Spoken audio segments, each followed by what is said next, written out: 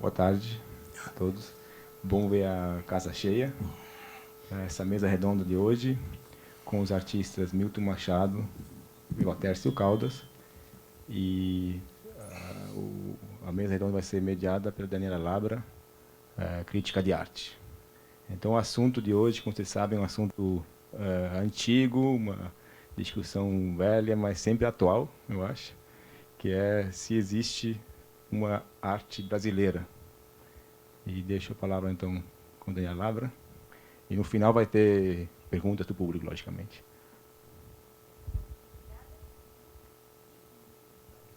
Não? Não, Alô? não tá. Bom, muito obrigada. Boa tarde.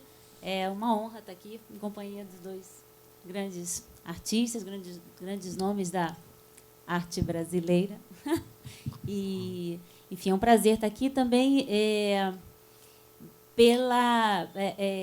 vamos ver, essa é uma oportunidade da gente refletir sobre a problemática que o tema traz, né? Acho que o tema existe arte brasileira, acho que talvez traga mais novas indagações e mais problemas, eu acho, do que respostas, né, bem definidas, sim ou não, né? Acho que estamos aqui, então, para pensar sobre isso e eu não sei se sairemos daqui com um sim ou com um não, né? Também a ideia, a intenção não é exatamente essa. Para mim é super legal estar aqui nessa mesa também porque esse tema, esse assunto, de certa maneira, foi o assunto que eu pesquisei na minha tese de doutorado, defendida ano passado, que justamente discutia o processo de legitimação internacional da arte brasileira. Então, fiz um levantamento dos anos 40 até 2010, de uma série de exposições de arte de coletivas, com artistas brasileiros, especialmente na Europa. E aí o trabalho, a metodologia do meu trabalho foi justamente analisar os textos curatoriais estrangeiros a respeito dessa produção. Então, eu vou falar brevemente aqui, não vou me estender muito, talvez uns 10, 15 minutos no máximo, e aí passo a palavra para o Milton e depois para o Valtércio, e aí a gente começa, então, o debate. Eu trouxe uma lista para a gente... Esse é o controle do... A gente pode controlar daqui. Vamos ver.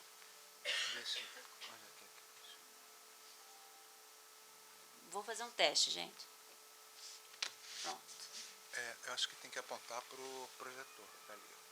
Mas ele se Não? mexeu. Tá. Bom, o que é essa lista? Essa lista ela é uma relação, como diz o título, relação de exposições levantadas no trabalho que eu fiz da minha tese. Esse é um pedaço da minha tese, não preparei nada específico para cá, né?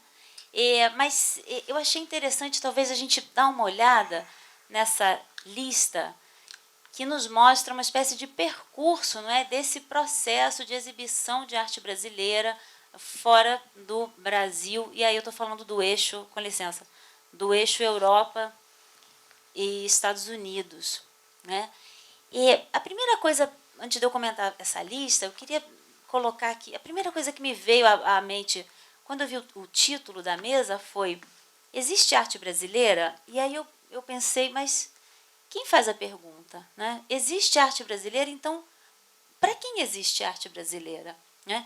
Quem está fazendo essa pergunta? A quem interessa existir arte brasileira? A quem interessa existir arte chinesa? A quem interessa existir uma arte africana, uma arte latino-americana? Né? Essas definições, esses rótulos, obviamente, eles são definidos ou guiados, enfim, por tendências de mercado. Isso, acho que isso não é nenhum tabu, nem é novidade, né? E aí esse processo é muito interessante da gente reparar aqui com essa lista. Eu acho que eu vou ter que me aproximar dela, com licença, porque eu não estou conseguindo ler daqui. Oi? Ninguém, fora, né? Fora de foco. Está fora de foco? Está muito pequenininho? Bom, eu vou citar então alguns exemplos, tá? Vocês podem anotar, desculpa.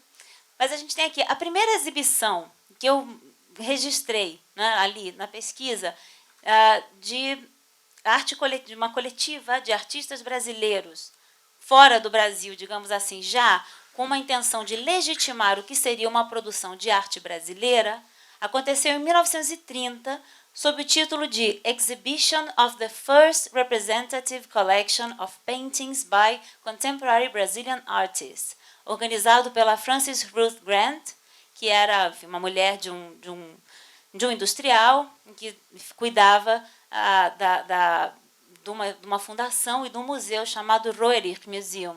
Então, se deu, em 1930, essa primeira exposição de pinturas de artistas brasileiros contemporâneos. É interessante pensar que, nesse contexto, essa exposição ela ocorre, tá, a partir de uma pesquisa dessa senhora, Ruth Grant, sobre arte latino-americana. Então, já havia um interesse em rastrear um tipo de produção que acontecia fora das regiões, enfim, hegemônicas, como a gente pode falar, Europa, os Estados Unidos, né? Então, a Ruth ela passa 6 meses viajando pela América Latina, conhece a produção de vários países latino-americanos, e entre eles o Brasil. Lembrando que a gente estava conversando mais cedo, né? Enfim, o Brasil ele seria, enfim, outra coisa dentro da América Latina, né? Visto daqui.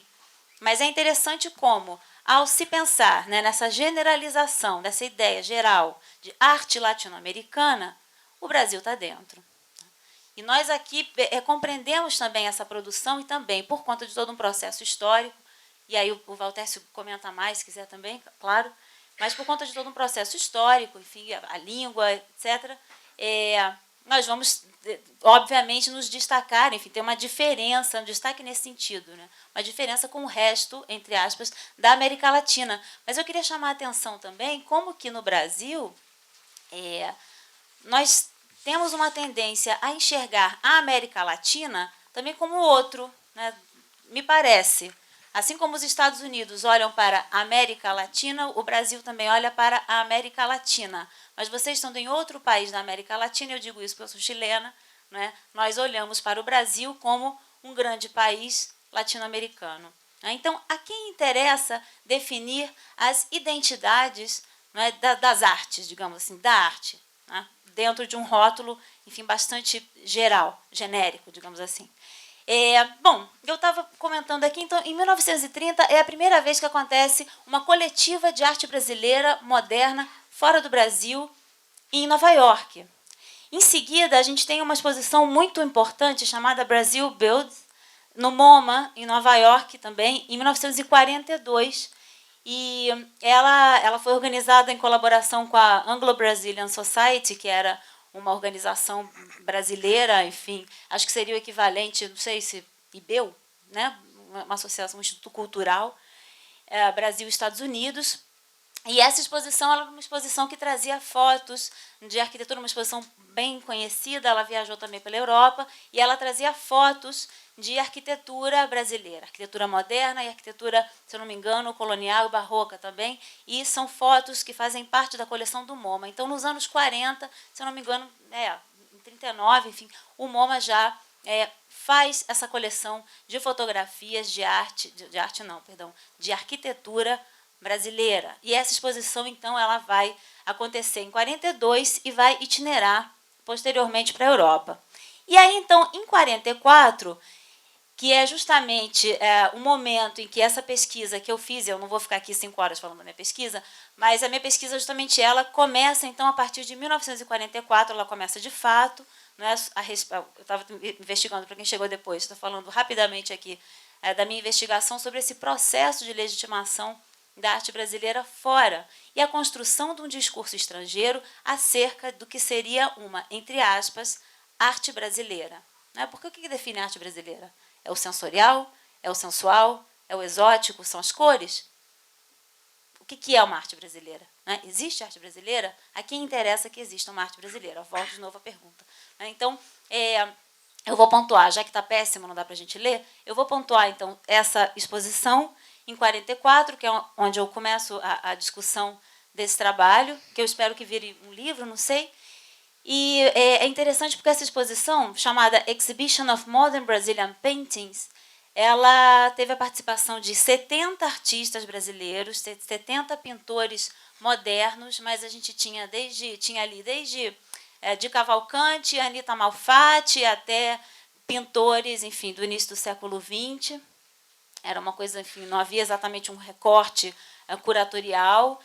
Foi uma exposição beneficente que aconteceu na Royal Academy of Arts, em Londres, e ela era uma exposição beneficente para ajudar as forças aéreas britânicas. Então, 70 artistas se reuniram aqui no Brasil, com o apoio do Itamaraty, e mandaram as suas obras para essa exposição, e foi uma exposição que teve as obras vendidas.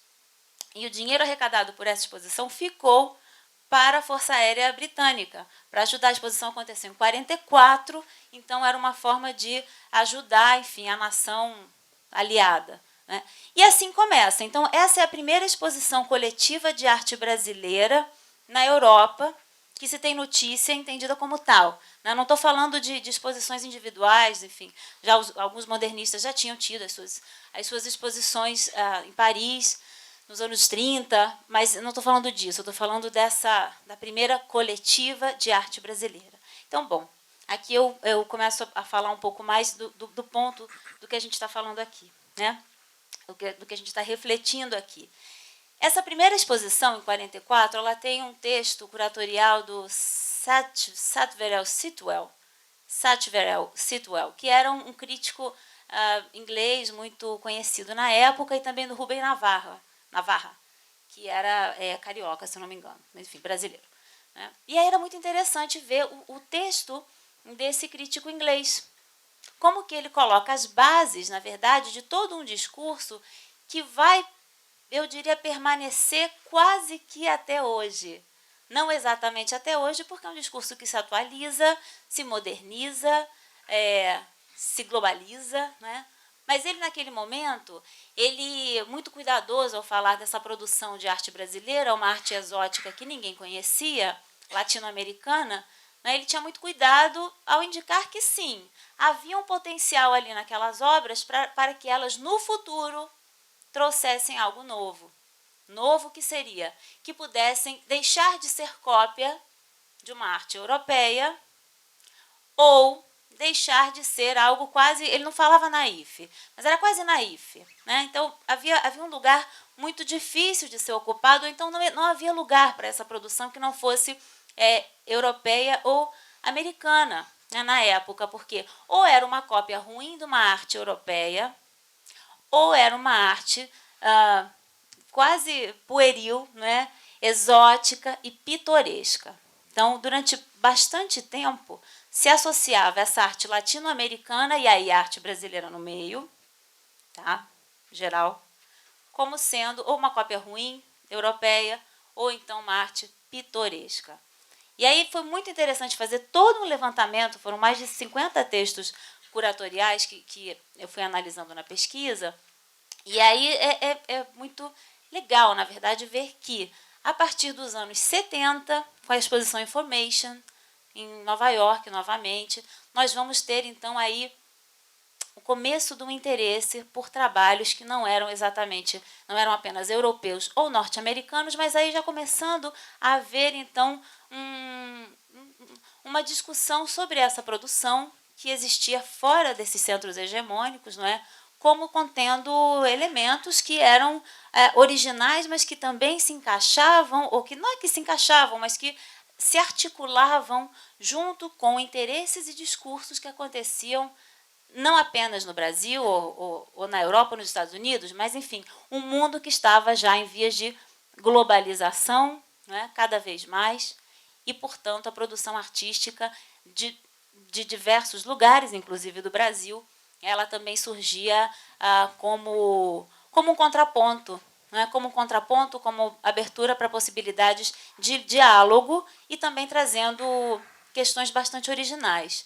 No entanto, assim, foi muito interessante nesse levantamento, e até uma coisa que eu coloquei na crítica escrita no Jornal Globo sobre esta exposição aqui em cartaz, Made in Brasil, né, como que ainda há uma vontade, eu não sei se é uma vontade ou uma necessidade, não sei, de localizar a arte brasileira, e aí eu estou falando brasileira, mas chinesa, de novo, africana, etc., não é? Como localizar elas dentro desses nichos ou desses rótulos, né, até hoje. Então, ao mesmo tempo em que se abrem os mercados a partir dos anos 80, o fenômeno da globalização, ele, né, dispara no final dos anos 80, né? Então há uma abertura de mercados, uma globalização relacionada à abertura dos mercados, e aí, óbvio, né, toda a produção cultural desses países chamados periféricos também começa a interessar, porque você começa a ter uma circulação, né, de produtos vários e de produtos culturais e de ideias também, né? Mas ainda essa ideia do local persistiu. Então, novamente, voltando, né, títulos como Made in Brazil, que é o título daqui, embora Brasil seja com S, não seja com Z, né, eles tendem a colocar o trabalho dos artistas em lugares muito redutores, né? Porque Made in Brazil, feito no Brasil, é isso que define a arte brasileira, ser feita no Brasil? Ou o que define a arte brasileira é o que ela pode ter de pitoresco ou de sensorial? Acho que não, nenhum dos dois artistas que estão aqui presentes na mesa tem essas questões nos seus trabalhos, muito pelo contrário, acho, né? Então, como pensar isso, essa arte de algum lugar? A quem interessa essa arte de algum lugar? Né? E nós continuamos percebendo essa tentativa, não é, de definir o que seria uma arte brasileira ou uma arte latino-americana, enfim, em diversas exposições. Né? E ao final da minha pesquisa, que se encerra em 2010, ficou bastante claro como que, se por um lado há toda uma espécie de, eu vou falar espécie de porque a gente não pode definir, mas toda uma originalidade dos artistas brasileiros. Eu acho que a gente tem uma produção contemporânea extremamente potente, né, que traz, sim, elementos distintos, elementos diversos, mas não porque o Brasil seja tropical e bonito, porque, enfim, a arte produzida em um lugar, ela diz respeito também ao processo histórico desse lugar, né? Enfim, há questões que não dizem respeito apenas às raízes brasileiras, não, ao processo histórico, ao processo de modernização, de industrialização, né, e muitos mais, com seus problemas, as suas coisas positivas, negativas. Então, isso, a formação do artista, ela se dá, não é, por conta do contexto em que ele está, em que ele vive, com quem ele troca. E isso reflete no trabalho, né? Então, eu diria que o que define a arte brasileira, não sabemos, mas esses rótulos persistem, essa vontade de definir. Nós estávamos aqui falando, então, de uma exposição mais cedo, no Imagine Brasil, que estava no Instituto Tomi Otaki, que foi justamente a exposição com a qual eu fechei a pesquisa, né? Como sendo, era o momento em que eu estava terminando a tese, estavam inaugurando essa exposição, Imagine Brasil, na Noruega, curada por um norueguês e ele é inglês? Um francês e um alemão, né, na Noruega. E me chamou muito a atenção porque o título da exposição era Imagine Brasil, Imagine o Brasil. A exposição veio para o Brasil e continuou configurada como uma exposição feita para quem imaginava um país. Né? Ele veio para o país e continuou se portando, a exposição se portava como feita para quem imaginava um país. E chegou aqui no país, ficou sem lugar, porque a gente já sabe, já viu, ficou mal montado, já conhecemos, enfim, não cabia aqui. Aqui a gente não imagina o Brasil, aqui a gente vive o Brasil. Né? Então, eu encerrava a pesquisa com esse trabalho e também com essa exposição e também com a Lygia Clark no MoMA, que eu acho que abre um novo momento da legitimação da arte brasileira no cenário internacional. Né? Não vou me estender muito mais, eu não sei se eu me perdi, acabou que eu não li muitas coisas aqui, mas me parece importante pontuar que, claro, existe arte brasileira, eu vou repetir pela terceira vez essa pergunta, né? Existe arte brasileira? Para quem existe arte brasileira?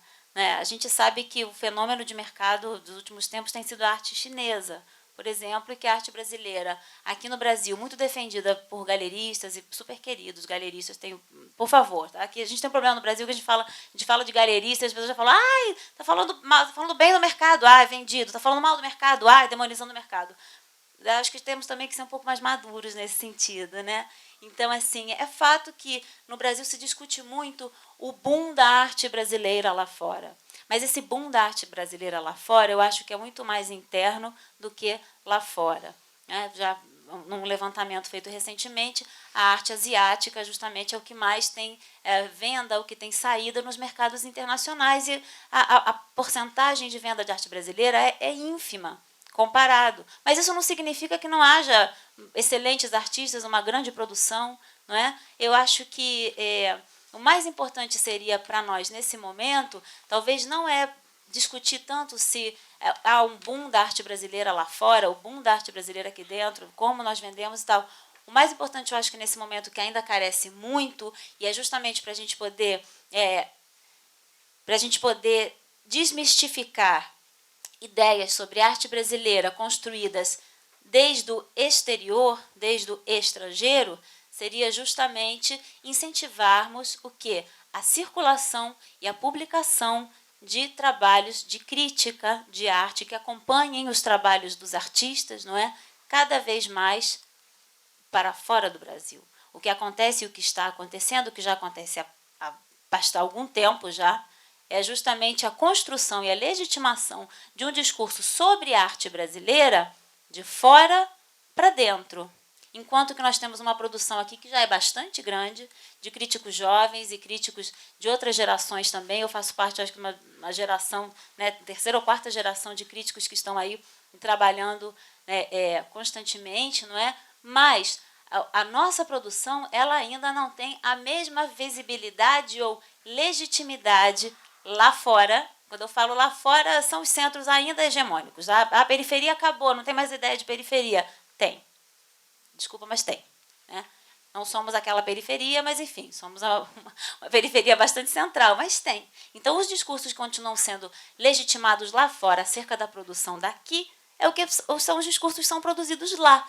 Então, o que precisamos talvez, ficar menos preocupados se o Brasil bomba lá fora nas feiras de arte e ficarmos mais preocupados se o discurso que acompanha a arte brasileira lá fora, o discurso crítico, ele também está, digamos, não vou dizer bombando, mas tendo uma receptividade e chamando a atenção. Não é? Então, só assim, não é para ser contra nada, é para dar uma contribuição. Já temos todo um legado, eu acho, não é, de discursos, e me disseram recentemente, estavam me contando que o MoMA vai traduzir uns livros do Mário Pedrosa. E um colega estava contando, falou, pois é, e aí veio uma moça do MoMA, falou, mas agora vamos traduzir os livros do Mário Pedrosa. Ele falou, pois é, mas o Mário Pedrosa escrevia nos anos 40, né? Nos anos 50, então nós já passamos do Mário Pedrosa, ele é a nossa referência, mas, enfim, muita coisa, pensamento e produção artística, enfim, aconteceu e continua acontecendo pós-Mário Pedrosa. Né? Então, bom, eu queria encerrar aqui, para não me estender demais, vou passar para o Milton e a gente continua. Muito obrigada. Obrigado. Bunda, arte brasileira é divertido. Né? Uma primeira resposta à pergunta, existe arte brasileira? Claro, senão a gente não estaria aqui, né, conversando sobre isso. Lembremos que a ficção não mente. Né? Eu vou ter que pedir paciência a vocês, porque eu vou dar uma de inglês. Eu vivi 7 anos na Inglaterra e aprendi lá a ter paciência com os palestrantes que, muitas vezes, ou quase sempre, em vez de improvisar, como nós fazemos aqui, eles liam os seus ensaios preparados a priori. E eu tomei esse hábito também. Então, sempre que eu preciso falar sobre um assunto sério, ou não tão sério, eu prefiro trazer uma coisa já preparada.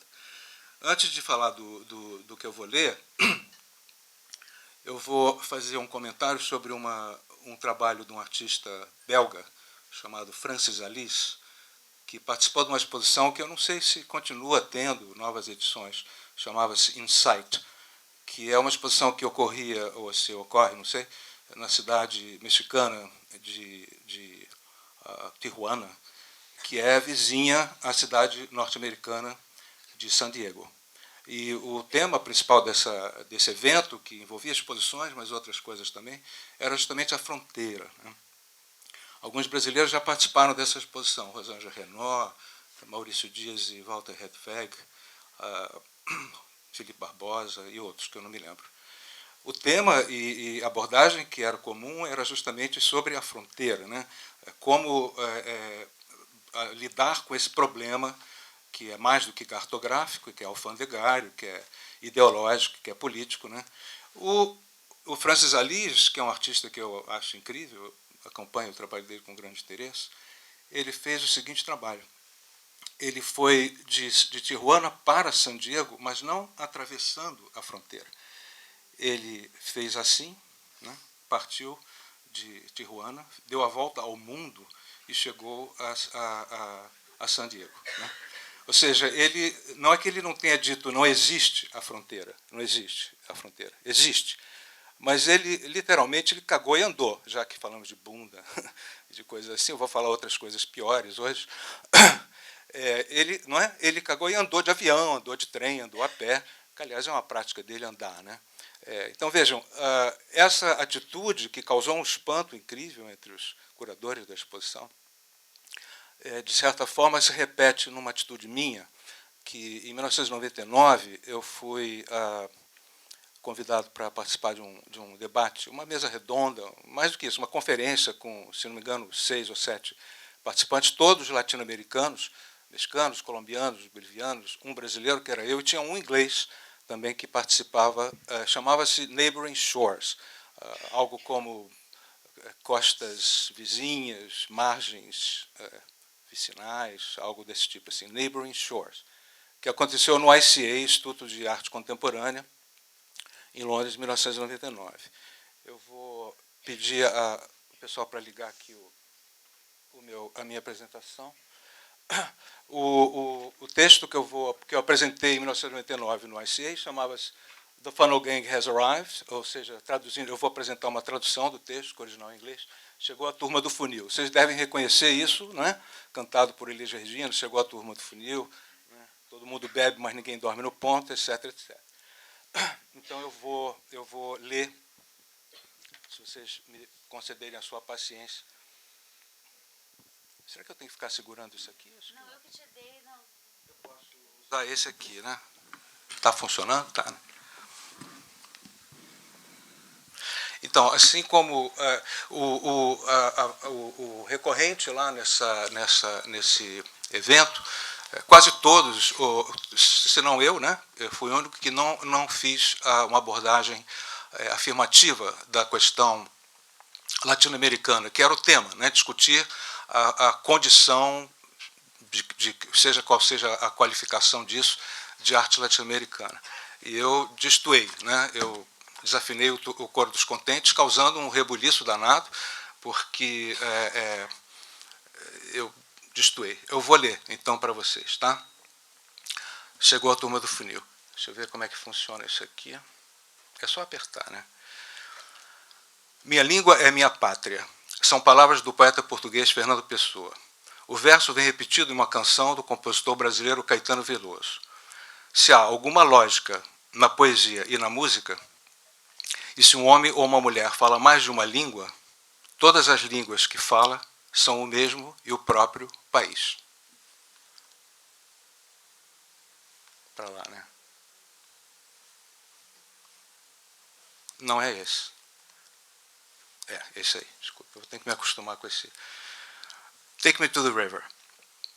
Em 1994, passei um mês em San Sebastián. Eu passei lá fazendo parte de um workshop organizado pelo artista Antônio Montadas. O Ricardo Basbal também estava comigo, um mês trabalhando, fazendo trabalhos na cidade de San Sebastián. Portanto, passei um mês em San Sebastián Bilbao, onde pude aprender um pouco sobre o movimento, projeto ou desejo de independência do País Basco. Parte do País Basco fica no norte da Espanha, parte do sul da França, e o que essas regiões têm em comum é o idioma basco.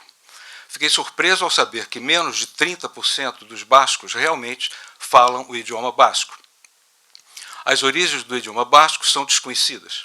O idioma basco, veja que eu estou insistindo no idioma basco, tem mais de 20 declinações. E, no entanto, os bascos não declinam de suas origens, nem daquela que acreditam ser a sua destinação. Eu estava trabalhando em San Sebastián. O trabalho que fiz é sobre os bascos e sobre o idioma basco. Sinalizações de rua, sinalizações de localização, sinalizações de transportes coletivos, todas as sinalizações urbanas em San Sebastián são escritas nos idiomas espanhol e basco. Durante a semana em que os bascos comemoravam o centenário da Icurinha, que é o nome basco da bandeira basca de um país basco que alguns querem independente da Espanha, a organização ETA cortou pela metade, com tesourões, todos os painéis de sinalização, de modo que, por algum tempo, os painéis não mais indicavam os caminhos para chegar a San Sebastián, indicavam apenas os caminhos para se chegar a Donóstia, que é o nome basco da cidade basca de San Sebastián. Em San Sebastián, uma pequena observação, algumas coisas aqui são muito datadas, né? E tem a ver com a minha situação de estrangeiro, fazendo PhD em Inglaterra, em Londres. Então, algumas coisas vocês vão ter que relevar, porque são muito... mas tudo tem a ver, eu acho, né? Em San Sebastián, trabalhei com coincidências. Uma primeira coincidência era de caráter cartográfico. O mapa do País Basco e o mapa do Brasil são incrivelmente parecidos. Reproduzi os dois mapas na capa do meu trabalho. Alguém que não seja basco ou brasileiro poderá facilmente confundi-los. Intitulei o trabalho Larialdiac, em basco, Urgências, em espanhol, Urgências, em português. O trabalho era também sobre o idioma português falado no Brasil. Uma segunda coincidência era de eu estar numa cidade chamada San Sebastián e de eu ser de uma cidade chamada San Sebastião. E em San Sebastián ficaram muito impressionados de saber que o Rio de Janeiro chama-se San Sebastião. O nome completo da minha cidade é São Sebastião do Rio de Janeiro. A cidade foi chamada Rio de Janeiro em 1502 por seus descobridores portugueses, que confundiram a Bahia com um rio. Tirei 49 fotografias de lugares onde pude encontrar sinalizações escritas em basco. Retirei, não com tesourões, mas com tesourinhas, uma letra de cada uma dessas fotografias com palavras escritas em basco e com elas escrevi as palavras brasileiras. Minha língua é minha pátria e São Sebastião do Rio de Janeiro. Escrevi minha língua, escrevi meu país e escrevi minha cidade em basco.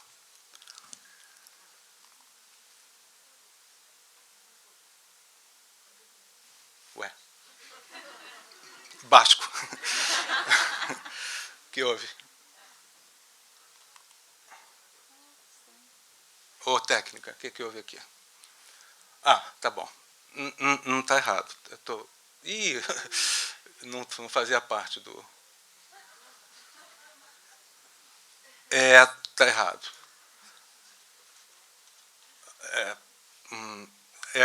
Esse aqui. Tá bom. Troca de cartas com um troca-letras. Certa vez precisei de uma carta do college inglês, onde fiz minha pesquisa de doutorado, para meus patrocinadores brasileiros, leia-se CNPq. O cara do escritório presenteou-me com uma carta que havia escrito em espanhol. Perguntei-lhe, por que essa carta está escrita em espanhol? O cara do escritório, como ando estudando espanhol, achei que essa carta viria a calhar, you know, como um treino. Eu disse, well, you know, I don't know. Não é certo que as pessoas que lerão essa carta possam ler espanhol tão bem quanto você escreve tão bem espanhol. O cara do escritório, como assim? Eu disse, a língua brasileira falada no Brasil é o português. O cara do escritório, como assim? Eu disse, as razões não são geográficas, são históricas. O cara do escritório ficou histérico. O cara do escritório provavelmente não assiste regularmente na TV o programa, muito famoso na Inglaterra, de Jeremy Flaxman, University Challenge. Qual a língua falada no Brasil? Bzzz. Os estudantes prontamente levam as mãos à campainha, Spanish.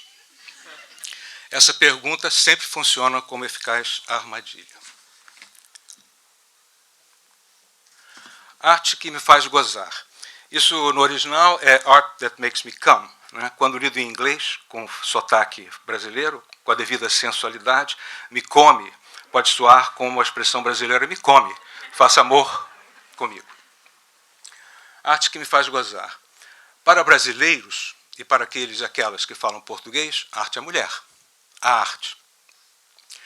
Para aqueles e aquelas que falam espanhol, arte é homem, el arte. Para aqueles e aquelas que falam inglês, arte não tem gênero. Isso não significa que aqueles e aquelas que falam português e aqueles e aquelas que falam espanhol façam arte que é diferente, como o homem é diferente da mulher. Fazem arte de um modo que é igual, como o homem é igual à mulher. A arte em inglês não tem gênero, mas isso não significa que a arte feita por ingleses e inglesas seja neutra, como homem e mulher não são neutros.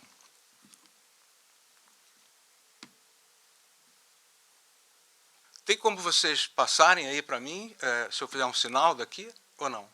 Tem. Quer dizer, eu não sei com quem que eu estou falando. Na cabine, na cabine. Tá, então eu vou fazer assim, tá? Para vocês passarem. Tá bom, é isso aí. To be read with a strong Brazilian accent, né? Eu acho que tem... Ah, por favor, o próximo. Exato. Brazilian artists living in London make art in the same language that English make art, but perhaps with a different accent. It is curious that only when people realize that they are speaking the same language do they also realize that they speak with different accents.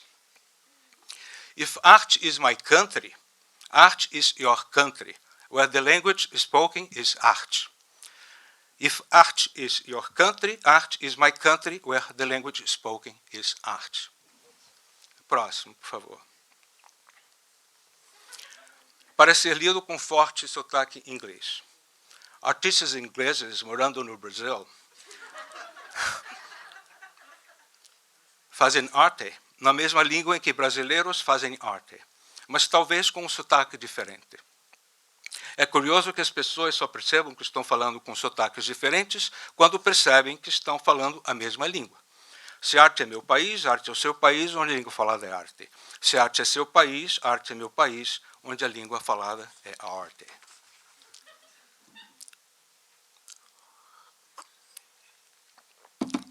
Estou nervoso, acho que estou lembrando de Londres.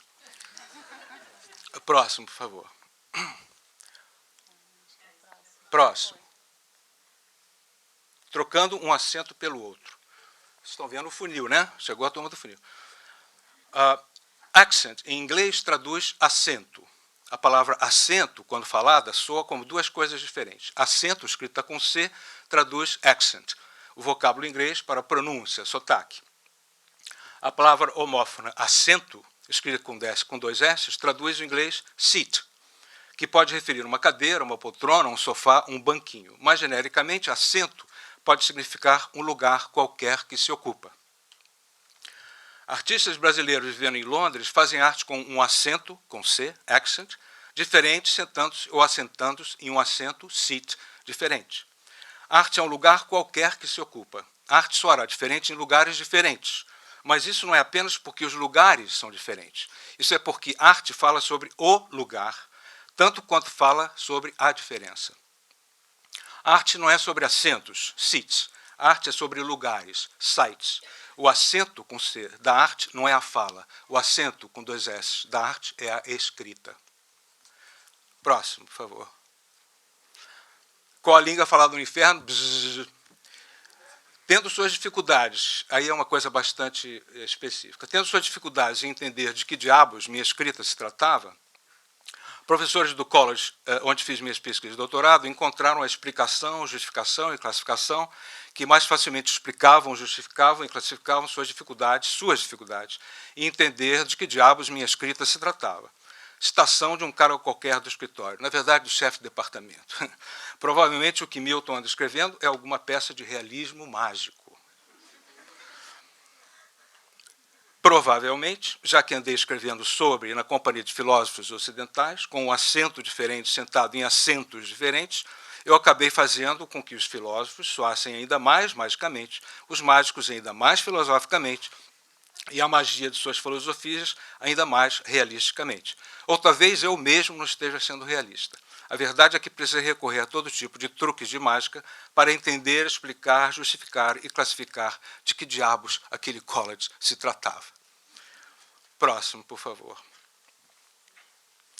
Ping Ping, que aliás é um título de um trabalho do Voltaire, só que com IN, com NG. 1 vezes 10 elevado a menos n, onde n tende ao infinito. O que essa expressão algébrica expressa, não importa em que língua, acento ou acento, é o número de probabilidades de uma bola de ping-pong atravessar uma parede de concreto contra a qual é repetidamente arremessada. Se você não acredita que essa impossibilidade prática torna possível pesquisas e especulações muito interessantes no campo da física teórica, você não poderá saber de que diabos minha pesquisa teórica de doutorado em arte se tratava. Eu tive uma enorme dificuldade de convencer os ingleses de que eu estava falando sério, não é? Porque a minha tese ela abre com esse problema, que é belíssimo, né? Porque, vejam, não é possível uma bola de ping-pong atravessar uma parede de concreto. Mas isso não tem a menor importância. O importante é a probabilidade, né? Eu posso provar, falando, por exemplo, uma língua, uma geometria não euclidiana, uma coisa qualquer estranha, que é possível atravessar, né? O próximo, por favor.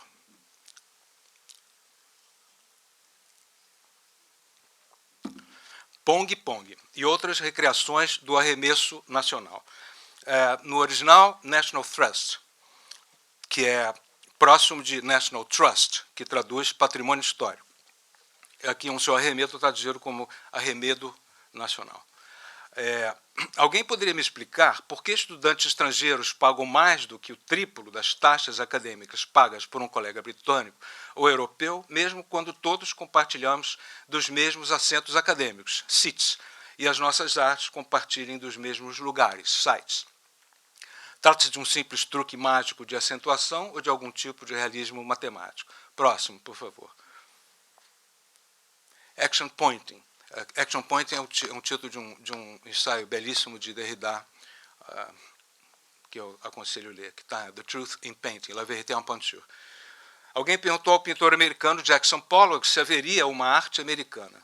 Jackson respondeu: assim que houver uma matemática americana, haverá também uma arte americana. Boa resposta, né?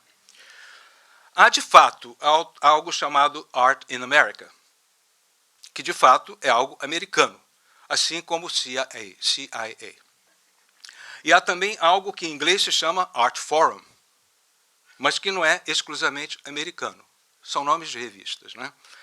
Todo Art Forum é internacional. Mesmo as questões mais íntimas da arte são de foro universal. O Fórum da Arte é uma instituição contemporânea da arte, ICA, assim como ICA, sigla que abrevia Institute of Contemporary Art, em Londres, onde esse ensaio foi apresentado pela primeira vez e onde a arte é constantemente passada em revista. O ICA foi onde começou a pop, né, na Inglaterra. Uma exposição muito importante que teve lá. Próximo, por favor. Terminais. Latino-americanos são pessoas cujos idiomas derivam do latim. Todos os latinos falam idiomas derivados do latim. Os franceses, os italianos, os espanhóis são latinos, mas não são latino-americanos, porque seus países não estão na América. Os franceses, os italianos, os espanhóis são chamados de latino-europeus. Serão mesmo? Nunca ouvi. Os Estados Unidos da América estão na América do Norte. Por razões históricas, o idioma falado pelos americanos não deriva do latim, embora seja informado e formado pelo latim. Mas o inglês não é o único idioma falado nos Estados Unidos da América. Muitas sinalizações urbanas em Nova York são escritas em inglês e espanhol. Diversas estações de rádio e canais de televisão dos Estados Unidos transmitem seus programas exclusivamente em espanhol. Chegando ao aeroporto de LaGuardia, fiquei surpreso ao ouvir falas espanholas e músicas latinas, chicanas, vindas de todos os aparelhos de TV no aeroporto norte-americano de LaGuardia. Essa recepção de boas-vindas, de alguma maneira, deixou-me ligado. It really turned me on. Próximo, por favor. Indústria e comércio de mogno. Ecco la tropical art. Assim mesmo, sintomaticamente em italiano e inglês, foi o título escolhido pela crítica da revista L'Espresso, que por sinal é irmã do Lorenzo Mammy, né, para o artigo que escreveu sobre uma exposição de 5 artistas brasileiros que organizei em 1990 na Galeria Sala Uno, em Roma. Foi uma exposição muito interessante. Eu convidei Ângelo Venosa, Ivens Machado, Frida Baranek, eu e pulei alguém, Daniel Senise. A arte era Made in Brazil. O título era Made in Italy. E as palavras identificando a arte e o título eram Made in England, ou talvez Made in the USA. Não importa. O que importa é que artistas brasileiros não fazem tropical art. Ou talvez a façam, se o inglês com forte sotaque italiano for realmente o idioma oficialmente falado pelos críticos de arte em Roma. Enquanto isso, Francis Alice dava a volta ao mundo, né? Próximo, por favor. Indústria e comércio de marfim. Elefantes são made in Africa. Alguns made in India. Está tocando o Satie? Que bom, né? É o Miguel. A bosta de elefante, que há alguns anos ajudou o artista Chris O'Philly a ganhar o Turner Prize, era made in England. Ou ready-made, como Chris O'Philly prefere chamar a bosta de elefante, que foi coletada no Jardim Zoológico de Londres. Todo zoo e todo circo são internacionais, necessariamente. Tivemos há algum tempo, e por breve período, nossa versão do Turner Prize. O nome do prêmio brasileiro equivalente ao britânico Turner Prize não prestava homenagens a algum nosso grande pintor do passado. O prêmio Johnny Walker prestava suas homenagens a Johnny, o nosso, o seu, Joãozinho, que anda. Todo zoo e todo circo são internacionais, necessariamente. Assentos são assentos, seats are seats, lugares são lugares, sites are sites. Bosta é bosta. E shit is shit. Não importa o lugar, não importa o site, não importa o seat, não importa o assento, não importa o assento. Joãozinho que caga e anda. O próximo, por favor. Indústria e comércio de cana. O prêmio Johnny Walker, Joãozinho, Turner Prize, me faz lembrar a letra de uma canção brasileira cantada por Elis Regina, que, aliás, morreu de overdose. Nós é que bebemos, eles é que ficam tontos. O título deste artigo, ou desta sequência de soluços e arrotos, chegou à turma do funil, repete as primeiras palavras da canção. Quando os organizadores do seminário, onde apresentei esse texto pela primeira vez, sugeriram que deveriam caber aos artistas as últimas palavras, eu não sabia se deveria ficar lisonjeado ou injuriado com o paternalismo enviesado.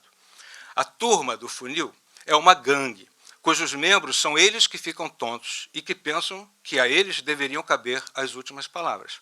As últimas palavras caberiam em um funil, caberiam a um funil, passariam por um funil, passariam de um funil. O próximo.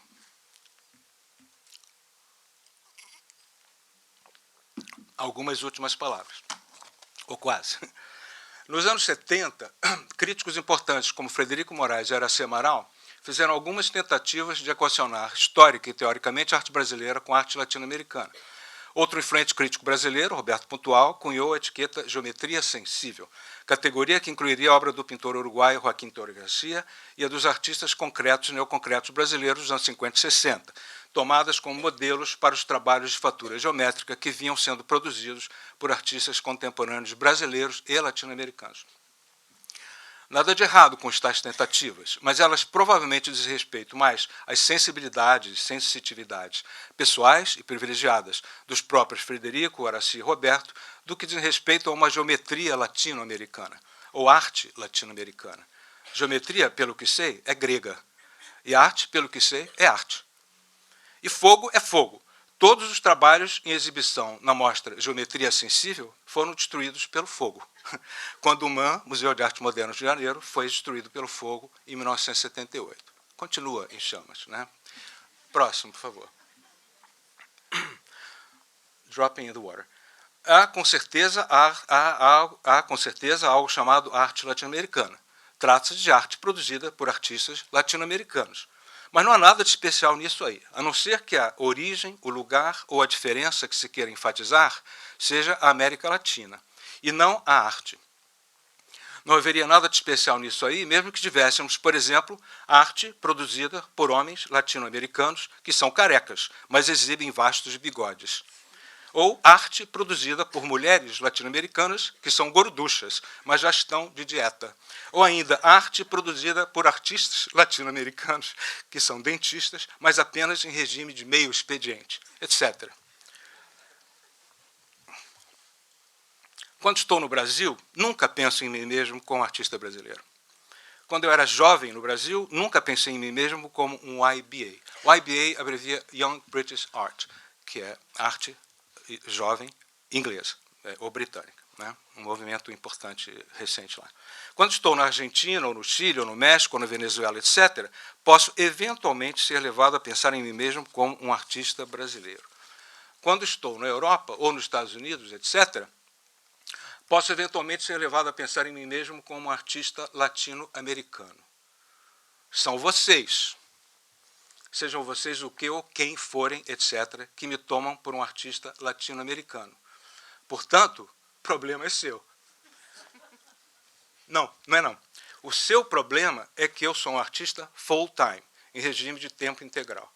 O seu funil, por favor, a próxima. O seu funil é que é o meu problema de meio expediente. 2 membros da turma do funil aferindo a passagem do tempo, mas não a passagem da história. Obrigado.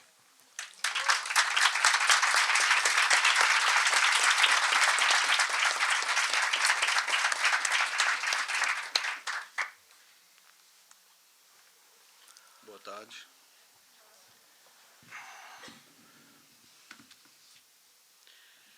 Eu almejo uma espécie de palavra de cristal.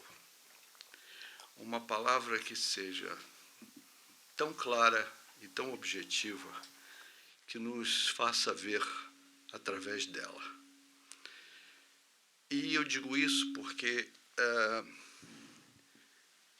quando um artista plástico que escolheu como sua linguagem os objetos, os desenhos e as esculturas, se põe na situação de falar sobre, seja lá qual for o assunto, ele não está de posse da sua linguagem. Ele está falando uma outra língua, a língua das palavras. E essa língua das palavras, para ser usada pelos artistas plásticos, necessita sofrer uma operação muito poderosa de diferença entre o que ela diz e o que ela quer dizer. Eu me refiro, por exemplo, ao fato de que um acontecimento pode ter inúmeras interpretações. Eu já chego lá na questão da arte brasileira, mas antes eu queria colocar como questão que essas interpretações são tão possíveis de serem diferentes que, só para dar um exemplo, quando se diz na Bíblia que Deus disse faça-se a luz, podemos concluir com isso que a primeira coisa feita foi a luz. Mas, na realidade, essa frase diz outra coisa.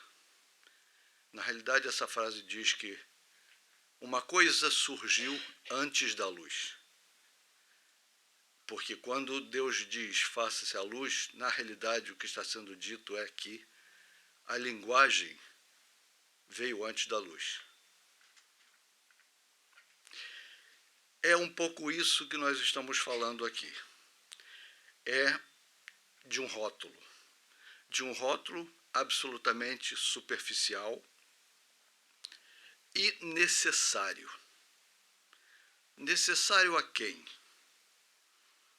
Necessário para que nós possamos fazer com que o interesse que existe em uma coisa que se chama arte fique desviado por uma outra coisa que se chama conhecimento do que é arte. Esse desvio nos faz perder muita coisa. Por quê? Porque eu tenho sempre a sensação de que quando nós começamos a falar sobre arte, na realidade, nós nos vamos mudando de direção e nós começamos a falar de cultura. E aí começa o problema. Nós começamos a falar de cultura como se fosse de arte. E a Daniela colocou uma questão e dizia mais ou menos o seguinte: a quem interessa a pergunta existe arte brasileira? Certamente interessa a cultura. Certamente não interessa a arte. A diferença entre arte e cultura é tamanha que cultura nós sabemos o que é. É uma sistematização do conhecimento. A arte está longe de ser uma sistematização do conhecimento. A resposta do Pollock, que o Milton, ao qual se referiu, relacionando matemática ou não relacionando matemática à arte, faz com que nós possamos compreender que a arte, a matemática pode ser uma ciência exata. E a arte não é sequer uma ciência. É esse óbvio da pergunta que me incomodou desde o princípio. Por que uma pergunta que pode ser respondida com sim, com não, com talvez, com quem sabe? Por que uma pergunta que pode receber tantas respostas verdadeiras interessa? Talvez ela esteja mal formulada. Talvez seja a cultura que se faz passar por arte a quem interessa esse tipo de formulação. Produz-se um espetáculo de rótulos e de definições que não interessam. Para quê? Para falar sobre arte? Mas não é isso exatamente o que acontece. Ninguém tem dúvida aqui que arte brasileira exista. Da mesma maneira como todos nós temos absoluta certeza de que se tem uma coisa que se chama arte, também existe. Só que, se nós colocarmos a questão como arte existe, essa questão adquire uma dimensão muito maior. Porque me parece que o que nós estamos conversando aqui não é sobre o fato de arte brasileira existir ou não existir, aliás, qualquer outra arte. É o fato de que existe uma maneira brasileira de pensar se arte existe, existe uma maneira brasileira de se pensar a respeito da arte brasileira produzida no país. As instituições tentam nos enganar um pouco. Vocês sabem perfeitamente que existiu há uns anos atrás uma Bienal chamada Bienal do Vazio, e que era colocada nessa Bienal uma série de questões sobre o vazio da arte contemporânea. Acontece que essa história é um pouquinho diferente do que pareceu ser na época. Na realidade, era a Bienal de São Paulo que estava em crise e passava por um momento de difícil para conseguir verbas para sua manutenção e tal, e de uma maneira muito curiosa, o problema da instituição foi terceirizado para a arte. Então, a instituição que estava passando por um problema de vazio operacional decide, numa manobra muito interessante, dizer que, na realidade, o problema não é da instituição, o problema é da arte. E que, então, se discutiria nessa Bienal a questão do vazio da arte. Todas as discussões que houveram nessa Bienal não tiveram a ver com o vazio institucional brasileiro, mas com o vazio como tema poético da arte. Essa manobra de transformar uma questão que em arte, inclusive, é tratada de uma maneira completamente diferente, em questão artística, preservando, de certa maneira, o nosso principal problema, é aí que repousa a pergunta: existe arte brasileira? Porque, na realidade, a pergunta diz: existe uma instituição ou instituições brasileiras que representariam a arte brasileira ou que estariam a fim de, digamos assim, de bancar esse conceito? É curioso que, quando a Daniela falou da exposição de 1944, como tendo sido a primeira exposição do Brasil, essa exposição se deu 20 anos depois da Semana de Arte Moderna. 20 anos depois, em que a primeira manifestação cultural brasileira, com características próprias, isto é, e eu chamo de características próprias, o primeiro momento em que a produção brasileira admitiu um diálogo internacional, porque, na realidade, a antropofagia é, de uma certa maneira, assumir de uma vez por todas que uma arte local era impossível, a não ser através de um diálogo crítico com todas as outras produções internacionais. Nessa admissão desse momento em que você reconhece que, afinal de contas, para se fazer arte, é preciso se estar relacionado às questões artísticas como um todo. Ninguém pode fazer arte ignorando o cubismo, ignorando o dadaísmo, e ignorando o expressionismo, de tudo que tinha sido feito antes. Ninguém inaugurava coisa nenhuma. O Brasil passava, a partir daquele momento, a aceitar a possibilidade de estar participando de um fluxo de significados para o qual ele podia contribuir de alguma maneira. Agora, esse fluxo de significados, chamado arte, ele era dinâmico, ele era maior do que as versões locais. Se, por exemplo, nós tivermos como questão de identidade brasileira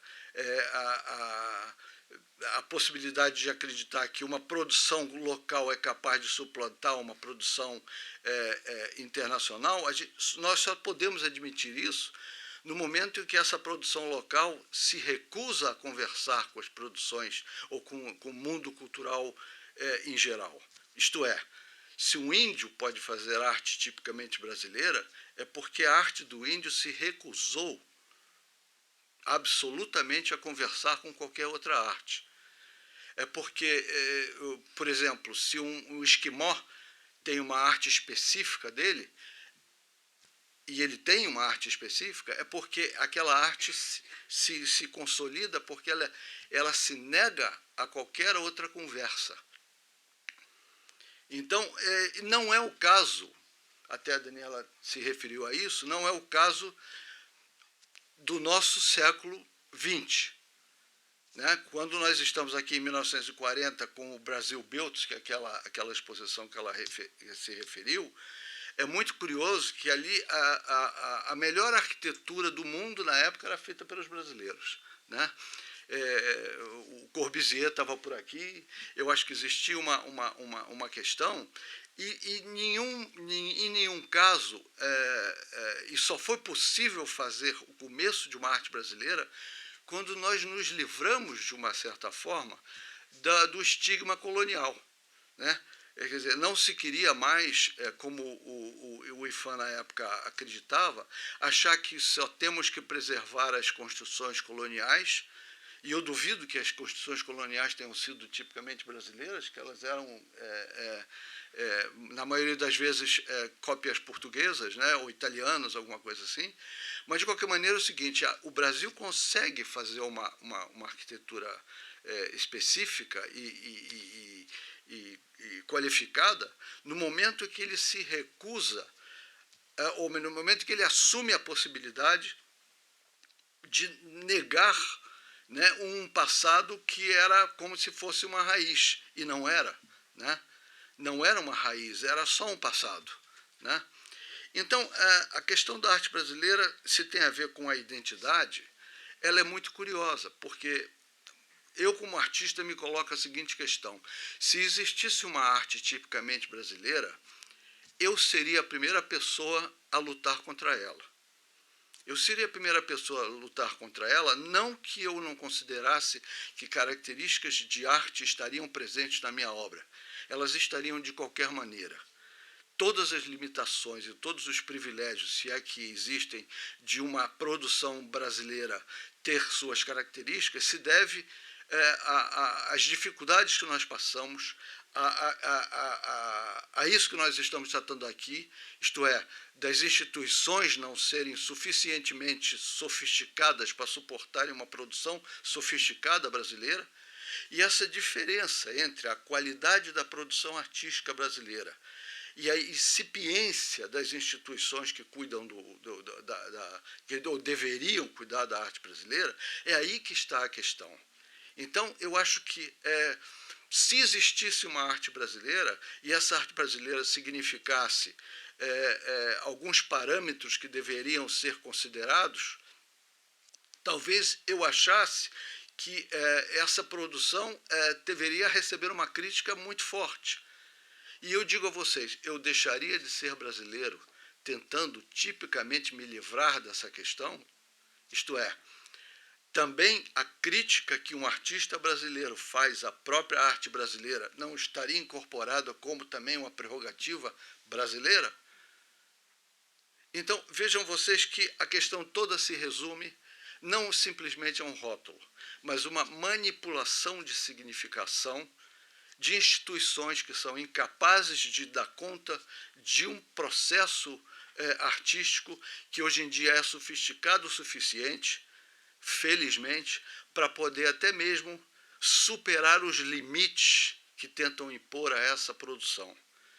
A verdade e a certeza de uma arte, seja lá ela qual for, é a missão de cumprir com a sua vontade de não caber suficientemente numa realidade. Se a realidade brasileira hoje em dia demonstra que as instituições culturais não estão à altura da arte que se produz no Brasil, que não se reduza a arte aos parâmetros dessas instituições que não sabem pensar a arte. Mas acho que as instituições prestem muita atenção na qualidade do questionamento feito pelos seus artistas atualmente. Muito obrigado.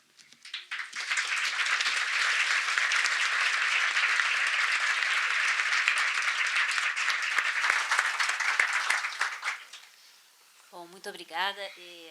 Enfim, acho que de certa maneira, enfim, as falas foram muito complementares, né?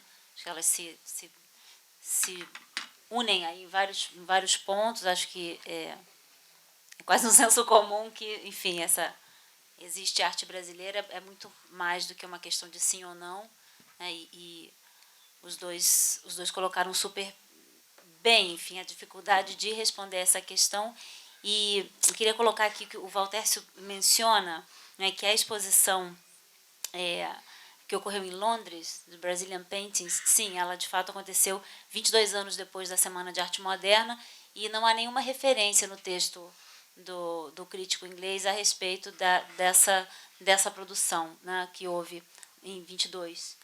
É muito interessante isso, mas também muito triste, não é? Porque há toda uma produção que vem e que fica durante décadas, né, justamente tentando driblar essa não sei nem se é precariedade, enfim, mas essa ausência institucional que havia tão forte vai melhorando um pouco, mas, enfim, ainda temos tantos problemas. Então, há uma dificuldade aqui, né, de se fortalecer um discurso, não um discurso de arte brasileira, acho que o Valtércio coloca super bem, também o Milton vai falar exatamente dessa dificuldade, não é? Arte brasileira aonde? Não é? Em que contexto? De que ponto de vista a gente vê esse objeto? Eu chamo isso de garrafa, eu chamo isso de botella, eu chamo isso de bottle, enfim. É um recipiente que você guarda líquido, né? Enfim, é arte, né? É arte, como você vai chamar isso. Independente de ser PET, ter tampa azul, podia ser uma tampa amarela, verde, roxa, podia ser transparente, não importa. É um recipiente para guardar líquido. É arte. E aqui a gente pode, a partir, entendendo isso como arte, né, a gente vai abrir uma série de discussões, enfim, filosóficas, culturais, históricas, existenciais, enfim, talvez utilitárias e por aí vai, né? Mas eu acho que é importante a gente colocar aqui também, sem querer causar nenhum incômodo, mas quando a gente fala da questão institucional, né, a gente não pode deixar de falar até da própria instituição onde nós estamos nesse momento, né, que é a Daros aqui, enfim, que trouxe um trabalho super bacana nesses últimos 6 anos, né, uma grande coleção de arte latino-americana, e está aqui, enfim, com essa exposição nesse momento, que eu acho que é uma exposição muito pequena, não é, Made in Brasil, enfim, para se falar de arte brasileira, até porque a gente já viu que é muito complicado definir e não dá para definir, ou há muitas formas de definir ou não o que é ou não arte brasileira. Eu faço essas piadas, mas é porque é isso, né? É algo que a gente está tentando conter, né? Fechar, rotular o que não tem tamanho, o que não tem medida, enfim, o que não dá para a gente, não cabe dizer o que é. Né?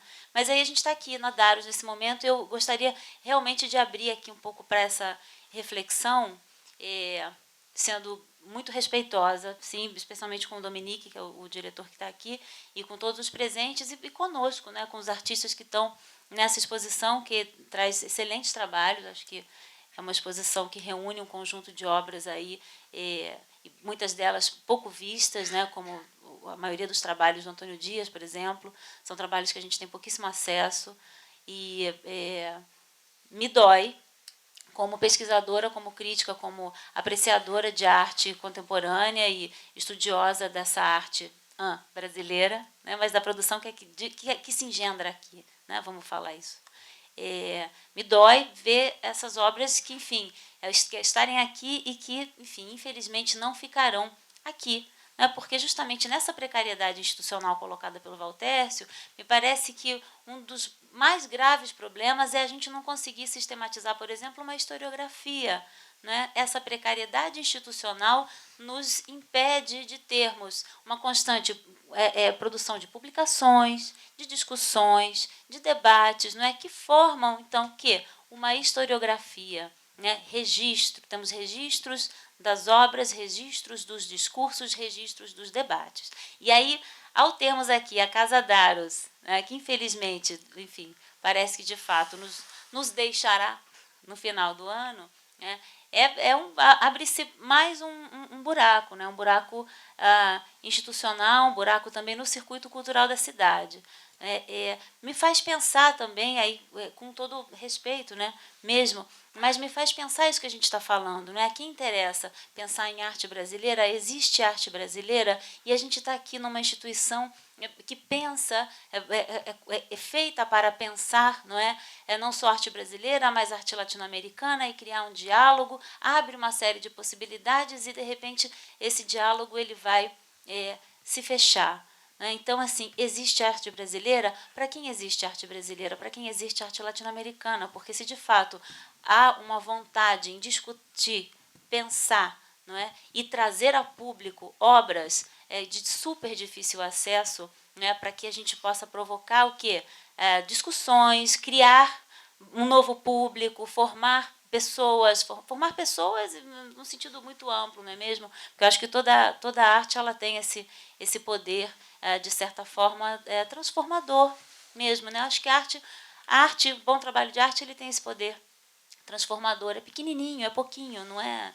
Pode ser enorme. Você pode ver uma obra e sair dali, enfim, mal, com raiva, que saco. Ou você pode sair dali um pouco melhor e, enfim, e no dia seguinte você vai ter acordado com uma nova informação, não é? Então, eu queria colocar aqui, enfim, que realmente é uma perda, a gente está sentindo muito, enfim, não sei se desconfortável é a palavra e tal, mas um pouco ficamos todos atônitos, né, com essa notícia da perda da Casa Daros, e porque também é mais uma perda, não é, no sentido de podermos construir um pensamento, construir um legado. Um pensamento não, acho que tem muito pensamento sobre arte, crítico e de artistas construído no Brasil. Isso precisa circular. Né? E, claro, ao termos um buraco institucional, nós não podemos continuar sistematizando isso. Né? Bom, eu queria passar a palavra para vocês, para quem quiser se colocar, não sei se o Valtércio, o Milton, querem falar algo? Sim.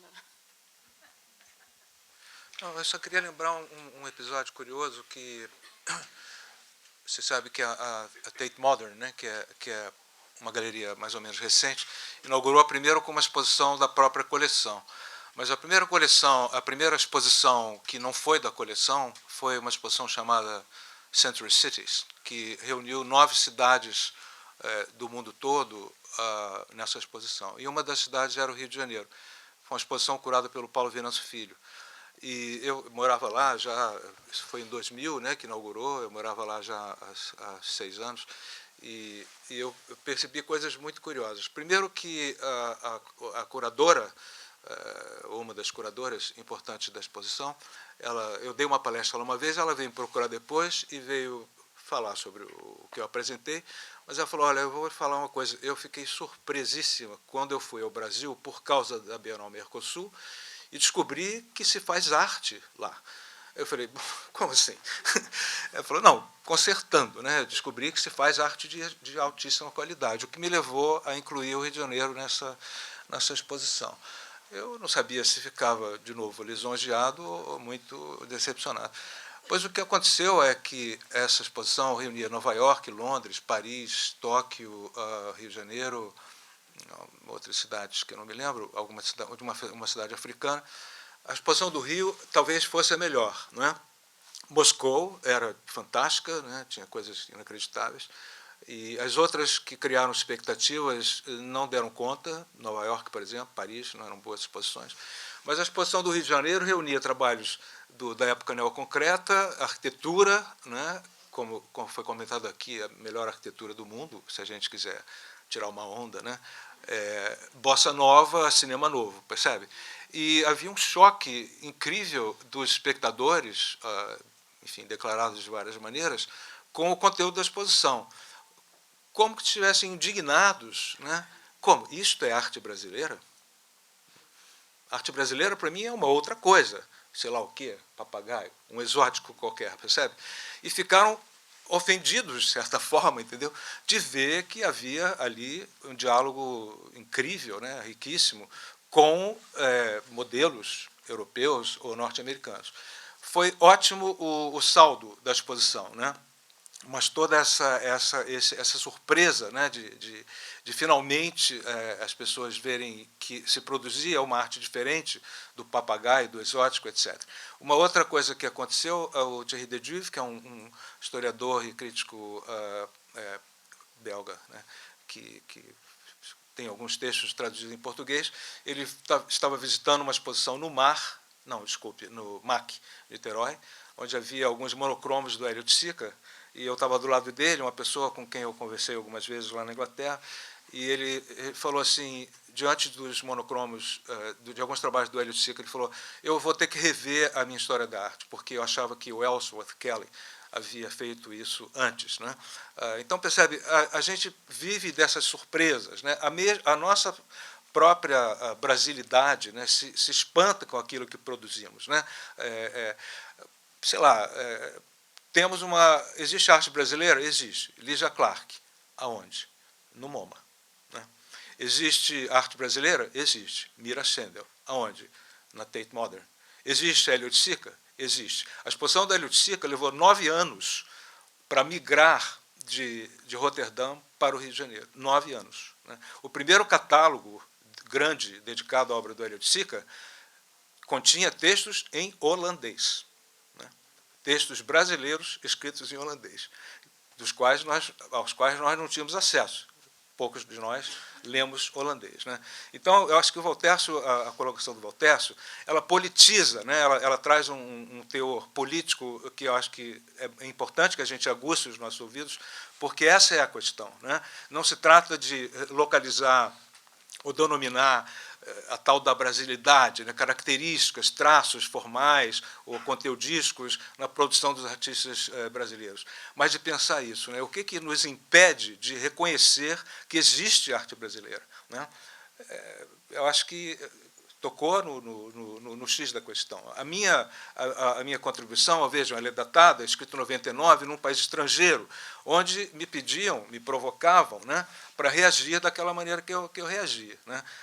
Mas eu acho que a discussão que a gente tem que levar daqui para frente, ela deve partir dessa colocação que o Valtércio sistematizou. Né? Temos um problema gravíssimo institucional, não é só em relação à arte, né, em relação a tudo, a própria ideia de país, de nação, eu acho que não temos isso, não temos um projeto de nação, né, não temos um país, uma geografia, etc., mas não temos uma nação. Eu vivi durante 7 anos num lugar onde não havia comunidade, né, na Inglaterra não tem comunidade, mas tem sociedade. Né?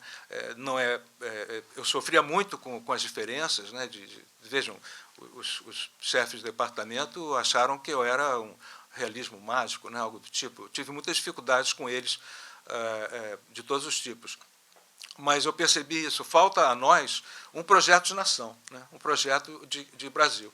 Então, existe Brasil, né, existe projeto da nação brasileira, existe cultura brasileira. Né? O que existe aqui? Né? Estamos numa crise identitária gravíssima. Né? E, em relação à perda da Daros, eu só tenho a lamentar, né? Que eu acho que o próprio nome Casa Daros, né? Nos faz nos sentir, de certa forma, numa casa, né? que considerávamos nossa, e, infelizmente, tudo indica, né, que vamos perdê-la. É mais um sintoma do que eu acabei de falar.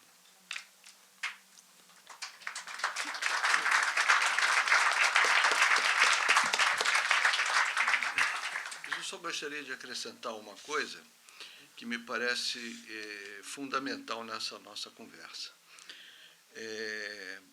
No decorrer da nossa conversa aqui, eu pude perceber, eu pude me lembrar de uma situação, conversando com meu filho, que é biólogo, e em um determinado momento, uma das questões que ele me colocou foi muito curiosa.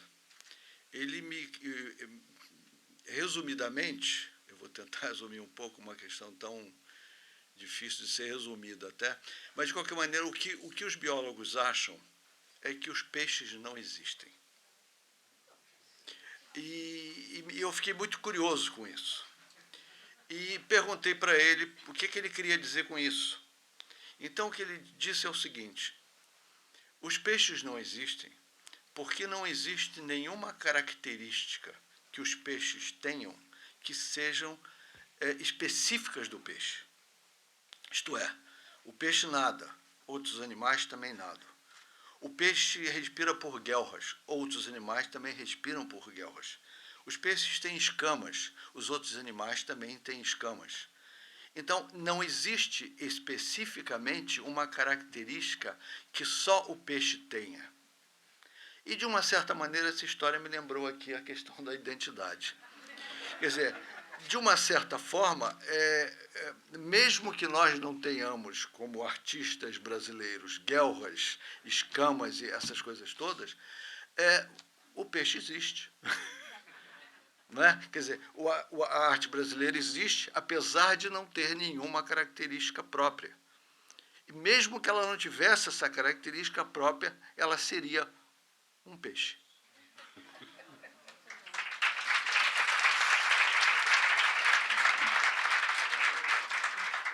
E essa inexistência à própria arte, né? Eu já comentei várias vezes que foi um alívio imenso para mim descobrir que arte não existe, senão como negociação de sua exterioridade, né? A arte, como os peixes, também não tem nada de próprio. Se ela tivesse algo de próprio, teríamos uma história da arte, né? O livro do Gombrich, que é The Story of Art, foi traduzido por não sei qual escrúpulo como História com H da arte, quando aquilo é uma narrativa idiosincrática, pessoal, original do autor, percebe? Então, é um alívio e devíamos explorar essa felicidade, a constatação de que a arte não existe, porque ela não tem nada de próprio. A cada vez que a arte se manifesta, ela recebe um novo nome, né? E desde 1919, lembremos, né, que a arte, el arte, né, em espanhol, ou arte em português, é uma mulher que tem fogo no rabo, né? Que sai por aí dando para todo mundo, né? Com bigode e barbicha, percebe? Ou seja, e gritando impropérios como la pittura é cosa mentale, entendeu? E tem muita gente que corre atrás dessa senhora impudica, né, com paninhos pudicos para esconder a sua nudez, percebe? Então, é um alívio a gente lembrar que arte não existe, até segunda ordem. Só que essa segunda ordem precisa da primeira ordem, que nunca chega, né? Nunca chega. Façam arte, seja aquilo. Tem uma coisa bonita o Lyotard, ele tem uma proposta interessante. Ele propõe a sátira, né, como única e mais oportuna atitude contemporânea. A sátira é você dançar conforme a música, simplificando, mas isso com o reparo da responsabilidade, claro, né? Então, ele diz, a natureza ela não se declara eu sou assim. Então, ela não diz, isso é o Lyotard que fala, né? Ela não diz para os cientistas, eu sou assim, você deve me codificar ou me decodificar dessa maneira. E também não diz para os artistas, olha, vocês devem me representar ou me imaginar assim, porque eu mudo a todo momento.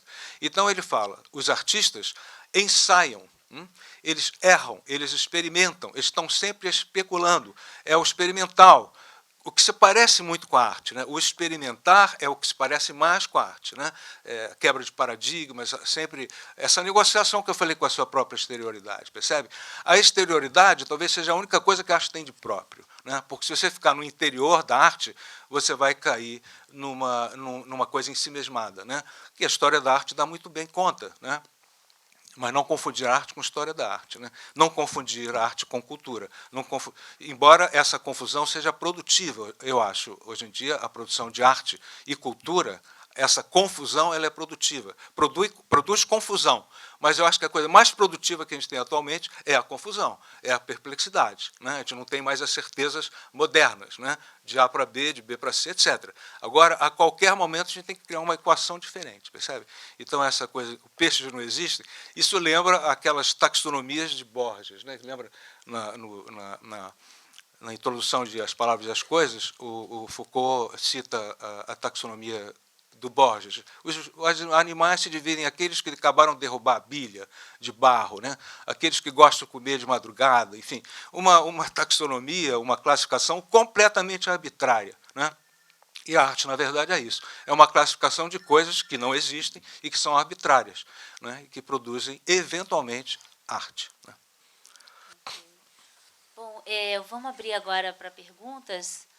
Temos 3 perguntas, ou seja, abrimos para 3 pessoas. Então, gostaria que quem quisesse falar com a mesa. Aqui. Oi, boa noite. Bom, eu vou pular os agradecimentos, foi incrível, enfim, mas eu queria perguntar para vocês, na verdade, abrir a discussão, talvez, sobre o cinema novo e a estética da fome. Como é que vocês pensam a relação entre aquilo que é fazer parte da comunidade brasileira, então morar nesse lugar que é geograficamente o Brasil, e formalmente ter menos acesso técnico para aquilo que é a grande indústria do cinema tinitital, então nos Estados Unidos, em Hollywood. Então, como é que a estética da fome poderia ser relacionada não só dentro do cinema, mas também em outros tipos de gêneros de arte? Difícil, né? Se você perguntasse da fome e da estética, seria mais fácil. A estética da fome. Não sei. Não saberia responder. Não, você está falando da precariedade. É bem-vinda, senhora precariedade, entendeu? Eu acho que da diversidade vivemos, né? Eu acho que, mas eu não saberia responder, relacionar imediatamente. Não sei se o Altercio tem. Eu não sei, eu tenho uma certa dúvida em achar que uma das características brasileiras de fazer arte seria a precariedade. Talvez das instituições, não da arte, né? Eu acho que essa precariedade faz parte da ilusão exótica que o Brasil andou vendendo durante esses anos todos. O que me chama a atenção não é o fato de o estrangeiro solicitar de nós uma produção exótica. Eu diria que o estrangeiro, nesse caso, estaria no papel dele. Quer dizer, para o estrangeiro, quem deveria ter problema de identidade seríamos nós. Ele só está querendo entender o que nós chamamos de nossa identidade. Por outro lado, nós sabemos que não temos um problema de identidade porque nós sabemos quem somos. Quer dizer, a questão da identidade é posta pelo estrangeiro como uma solicitação, mas para nós ela aparece como uma obviedade. Então, a precariedade funcionaria nesse caso, com essa estética precária, que não é uma coisa do cinema novo, é uma coisa que se passa hoje. Quer dizer, hoje em dia, exposições brasileiras no exterior são acompanhadas de produções que se dão em favelas, de uma espécie de uma ideologia urbana que é passada através dessa precariedade na realização de produção de coisas, mas eu acho que isso é só um aspecto da questão. Eu acho que o Brasil produz desde uma coisa muito precária, com uma forma muito precária de tratar essa questão, e eu acho que aí é precário mesmo, literalmente, né? E ao passo que ela produz coisas muito sofisticadas. Quer dizer, quando você pega, por exemplo, uma pessoa como João Gilberto, por exemplo, que foi acusado de ser um artista, como Jobim também foi, de não ser brasileiro, nada mais brasileiro do que você escutar em algum lugar do mundo uma sonoridade como aquela. Quer dizer, veja a diferença que existe entre o olho internacional vendo a questão da precariedade como se fosse um exotismo nosso. E o que me chama a atenção não é o fato do estrangeiro solicitar uma espécie de um exotismo para que ele compreenda. É o fato de nós brasileiros toparmos fazer uma produção exótica e precária para atender a essa necessidade que não é tão urgente assim dos estrangeiros. Quer dizer, a questão de que nós topemos fazer bananas, que nós topemos fazer papagaios, e, do meu ponto de vista, a produção de papagaios e bananas atrasou em 30 anos a entrada do Brasil no mercado internacional, porque no momento em que a arte brasileira entra internacionalmente, e entra com 40 anos de atraso, o MoMA de Nova York demorou 40 anos para ver o Elliott Sica. Então, é aí que está a questão. É como nós estamos começando a jogar o jogo do exotismo agora com novos conceitos. Agora com precariedade, agora com uma estética de favelas. Não é? Eu não vi nenhuma exposição do Elliott Sica no mundo que não tivesse começado com uma bateria de escola de samba. Nós estamos pagando esse preço. Nós estamos topando informar ao estrangeiro de forma errada a respeito da nossa situação. Eu sempre tenho na cabeça uma ideia de que a cultura e a arte se movem através de uma metáfora que se chama metáfora do perfume. Né? O que é a metáfora do perfume? O que é um perfume? Um perfume é uma essência e um fixador. Né? Alguns países são mestres em essências. Outros países são mestres em fixadores. Os Estados Unidos são mestres em fixação. Eles fixam qualquer tipo de coisa. Até um artista de terceira categoria nos Estados Unidos é tratado com uma gestão eficiente e perfeita. Então, eles tratam perfeitamente, e a gestão de artistas de primeira categoria é perfeita. A gestão de artistas de segunda categoria é perfeita. A gestão de artistas de quinta categoria tem a sua competência. Então, veja bem, o Brasil, do meu ponto de vista, é um ótimo produtor de essências e um péssimo produtor de fixação. O que nós temos que aprender agora é exatamente isso.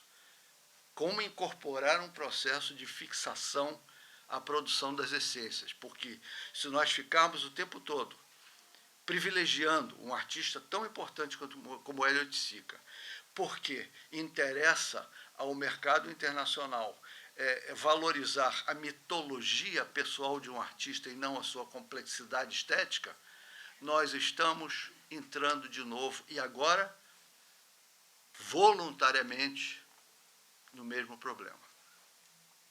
Exatamente. Não, e complementando aqui o que o Valtércio falou, e o Milton, de repente a gente vem com várias ideias, né?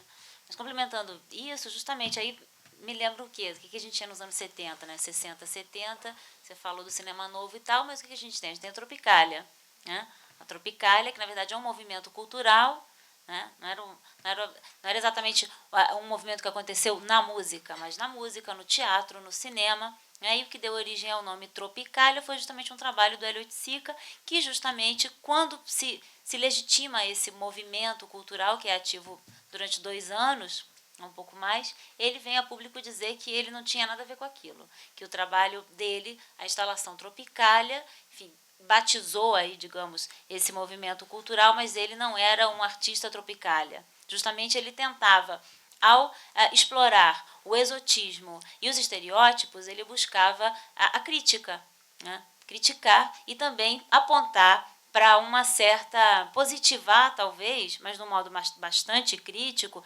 esse lado precário, né? Essa precariedade das instituições, essa precariedade do Brasil diarreia, né? Onde tudo vai, não tem fixador. O Brasil de Diarreia não tem fixador, vai tudo embora, né? Vai tudo embora. E, justamente, a gente vai ter uma exposição sobre a Tropicália em 2006, curada pelo Carlos Basualdo, né, que, se não me engano, ele é argentino, né, radicado nos Estados Unidos, e vai fazer, então, a exposição Tropicália. Existe um catálogo muito bom, assim, com textos de pessoas de várias áreas, né? Mas há ali uma tentativa de discutir a Tropicália como sendo justamente não um tipo de fazer arte, mas um movimento cultural que estava presente nas mais diversas disciplinas artísticas. E aí, ao pensar, você fala de estética da fome, bom, havia um contexto, né, uma ditadura, né, toda uma distância também que havia no Brasil. Bom, eu não havia sequer nascido, mas havia uma distância, né, de como chegava a informação, né, havia toda uma vontade, né, de, enfim, de buscar referências, conhecer e tal. Enfim, estávamos aqui isolados, precários, pobres, famintos e com uma ditadura militar. Então, também, essa produção artística, ela se colocava como uma outra coisa, uma proposta, né, de arte completamente diferente, brasileira, que procurava, eu não diria tanto nos Novos Baianos, tá? Eu estou aqui pensando alto com vocês, mas talvez o cinema e o teatro, né, do José Celso, discutir justamente esse cenário precário que a gente tinha aqui, mas não como forma de celebrar isso, não exatamente celebratório, mas um celebratório crítico, né, um celebratório crítico. Agora, claro, em 2006 vem a exposição Tropicália, enfim, e estetiza todo esse movimento e, enfim, celebra, estetiza, e justamente eu acho que faz uma leitura. Eu vi a exposição na Alemanha, e veio para o Brasil também uma parte, né? E justamente é uma estetização da parte crítica. Enfim, são cores, o lisérgico, enfim, é o experimentalismo, é a liberdade da forma, que isso, inclusive, é algo que também surge nos discursos críticos estrangeiros até hoje, a espontaneidade da forma da arte brasileira, como se toda a questão conceitual que há por trás, toda uma discussão, enfim, ela fica em segundo plano, porque a arte brasileira, ela é espontânea. E, no entanto, enfim, temos tantas produções que justamente não são assim, né? Enfim. Antes de vocês continuarem, a boa notícia em relação à fixação da essência, eu li hoje no Facebook que uma pastora evangélica descobriu o perfume de Jesus. Portanto, estamos salvos, claro. Vai patentear. Ela está vendendo, né? Não sei se vai patentear. Fixação de essência, melhor que essa não tem, né? Mas só para lembrar uma coisa que tem a ver com isso que eles falaram, né? Eu vi a inauguração, não foi na inauguração, eu vi um debate, uma conversa durante uma exposição do Cildo Meirelles no New Museum em Nova York, assisti, né, a conversa. Se vocês pegarem o catálogo do Cildo dessa época, aquele que tem os metros na capa, vocês vão ver no texto do Mosqueira, né, a referência de que Cildo é uma espécie de tributário do neoconcretismo, algo do tipo assim. Na parede do New Museum havia a referência de que o Cildo, mais uma vez, né, era tributário do neoconcretismo, ao qual pertenciam artistas como Antônio Dias. Já havia referências de Beatriz Milhazes, de Rivane, eu não consigo falar o nome dela, Neustlander, não sei, alguma coisa assim, como todos tributários do neoconcretismo, né? Vários artistas são apontados como necessariamente herdeiros do neoconcretismo, uma espécie de monomania, né? Muitas vezes repetido isso por críticos brasileiros, né? que alimentam esse tipo de estereótipo, né? que a gente está comentando aqui. Então, enfim, resumindo, eu acho que é mais do que necessário os críticos jovens, né? Nós dois temos a convivência do Pepe Gavi, aqui tem um monte de alunos meus lá da pós-graduação da EBA, né? E eu acho que está se formando uma certa pelo menos, preocupação, né, com falar as coisas erradas. Né? Porque chega de falar coisas certas, né? De que, sabe, que Beatriz Milhazes é neoconcretista, é certo demais. Né? É preciso errar, né? Falar coisas que sejam completamente surpreendentes. E que a exposição Tropical eu vi fora do Brasil, não me lembro aonde, não sei se foi, eu acho que eu vi em Leeds, pode ser? Em Leeds, ou Birmingham, eu vi numa cidade muito exótica, fora do Brasil. E eu não entendi a exposição, eu não compreendi nada. Né? Eu achei aquilo como se eu estivesse vendo arte de Gana, percebe? Aquilo não era arte brasileira, aquilo não era, não reconhecia ali a minha identidade, percebe? Não era, como você falou, tinha uma coisa colorida, uma coisa alegre, uma batucada. Não é? É engraçado a coisa da batucada. Né? Tem um documentário genial do Damon Hirst, a primeira exposição que ele fez em Nova York, né, que custou $2 milhões para produzir e vendeu $10 milhões em 20 dias. É um programa inacreditável, de 1 hora, que eu gravei da televisão inglesa. E quando ele está celebrando o grande sucesso, né, o que toca lá no fundo é uma batucada de cuícas e tamborins brasileiros. Né? Ou seja, mais um estereótipo. Né? Mas façam perguntas para nós. Eu acho que a pergunta cabe especificamente ao Valtércio Caldas, mas seria interessante ouvir um pouco de cada um.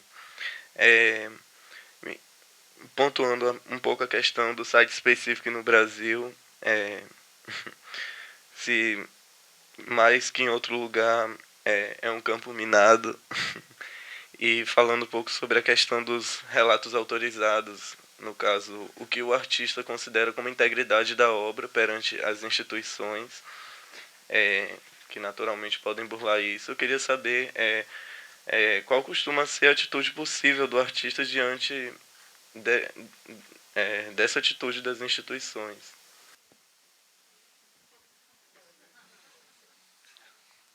Bom,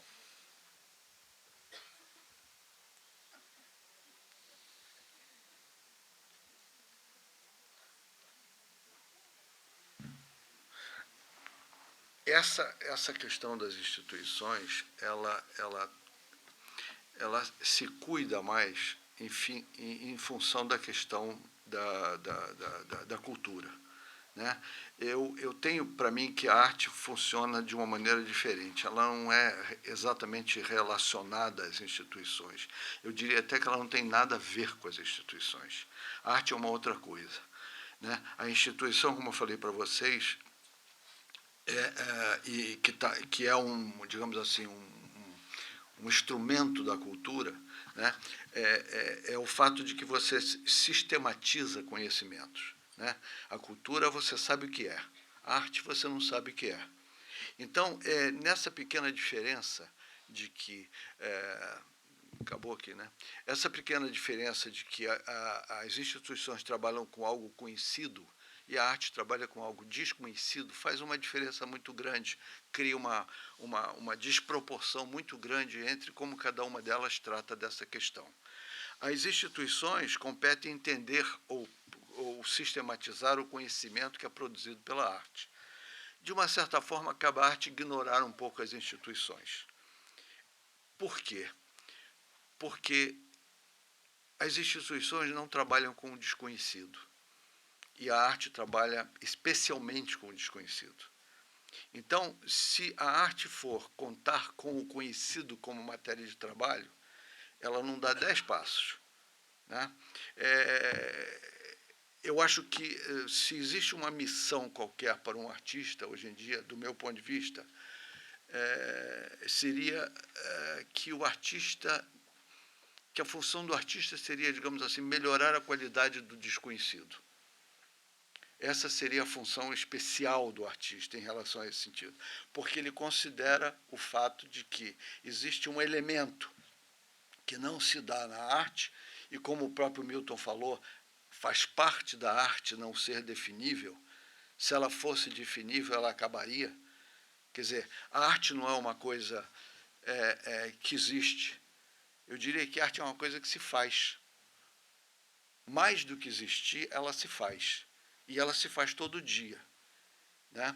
Então, esse componente de independência das instituições é tão marcado, por exemplo, que nos anos 50, no Rio de Janeiro quase não existiam nenhum tipo de galeria, de museu, de nada. E, no entanto, a produção artística dos anos 50 é enorme, apesar da falta de toda aquela estrutura. Se hoje em dia nós temos, assim, eu não sei, não faço ideia, 200 instituições culturais no Brasil, eu acho que nos anos 50 isso era 1 ou 2. Eu tinha a Bienal de São Paulo, você tinha o Museu de Arte Moderna no Rio de Janeiro, e, no entanto, a produção artística hoje em dia pode-se ver historicamente, era imensa e significativa. Quer dizer, se a arte precisasse das instituições, né, ela não teria sobrevivido àquele momento. Hoje em dia o problema é o contrário. Será que a arte sobrevive à quantidade e ao excesso das instituições que tentam fazer com que, por exemplo, me disseram no outro dia que só as universidades de São Paulo formam 200 curadores por ano e mais de 2.000 artistas por ano. Quer dizer, que sistema é esse que vai ter que incorporar todo esse grupo de profissionais que estão sendo postos na rua para fazer arte? Quer dizer, é como se a arte tivesse transformado agora não mais em uma ocupação, mas numa profissão. E eu acho que esse novo profissional ele vai precisar muito mais das instituições do que o artista precisaria das instituições. As instituições agora, enquanto nós estamos falando aqui, algumas instituições brasileiras estão querendo preencher os seus espaços expositivos durante um ano com 10, 20, 30 exposições. Quer dizer, é como se o meio ambiente já trabalhasse, essa máquina já funcionasse sozinha, apesar dos artistas, apesar da arte. Ela precisa preencher os seus espaços, ela precisa produzir curadores, ela precisa produzir artistas, ela precisa produzir significados, versões dos significados, ela precisa viver disso. Eu, francamente, acho que a arte não tem nada a ver com esse sistema. A arte é outra história. A arte é para a arte, o real não é suficiente. E isso tudo faz parte do real. Muito bonito.